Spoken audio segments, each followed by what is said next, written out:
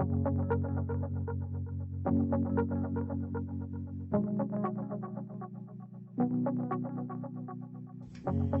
was living a life of ease in the palace of the king of Persia, so nothing really should have shaken him from his opulent lifestyle.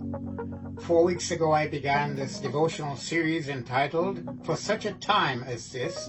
It focuses on those times when through God's divine providence, someone rises to the occasion to fulfill God's divine purpose.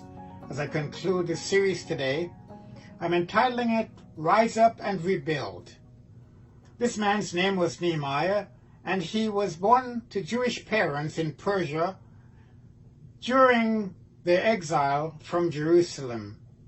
He held an honored and distinguished position, that of cupbearer to King Artaxerxes of Persia. This may sound glamorous, but being a cupbearer to the king was a way to protect the king in case someone wanted to poison him. You see, Nehemiah had to taste everything before it was brought to the king. So a little bit dangerous, but it had its perks. However, the turning point came for him one day when he received some very sad news.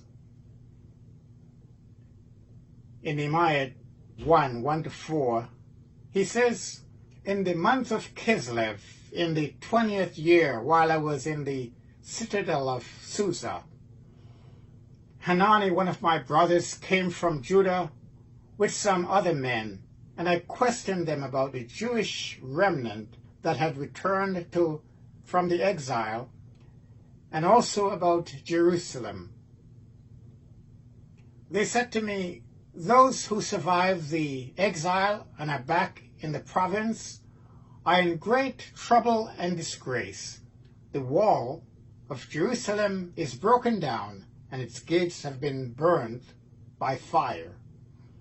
When I heard these things, I sat down and wept. For many days I mourned and fasted and prayed before the God of heaven.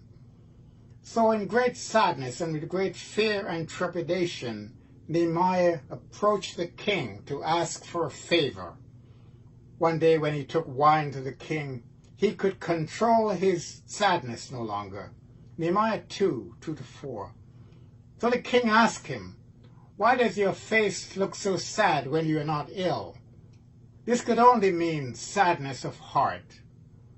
Nehemiah said to the king, "Why shouldn't my face look sad when the city where my ancestors are buried lies in ruins and its gates have been destroyed by fire?" The king said to him, "How can I help you?"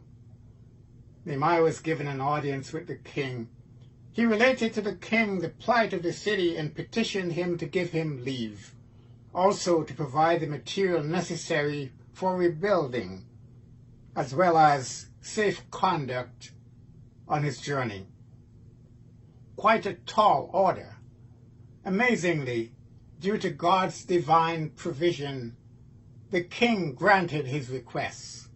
So Nehemiah journeyed to Jerusalem and started rebuilding the wall. As we are emerging from over 2 years of this dreaded pandemic, there are many things that have been devastated by it and lie in ruins.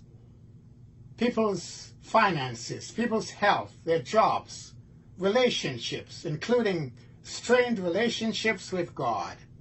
Like Nehemiah, it may be causing you some sadness of heart, but like Nehemiah, it calls for a determined effort to rise up and rebuild with God's enablement that which had been broken.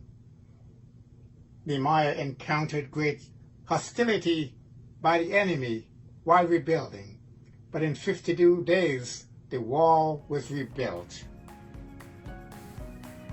So why not pray and ask God for his divine enablement so that you could fulfill your purpose? Because who knows, perhaps God has placed you where you are for such a time as this. May the Lord bless you.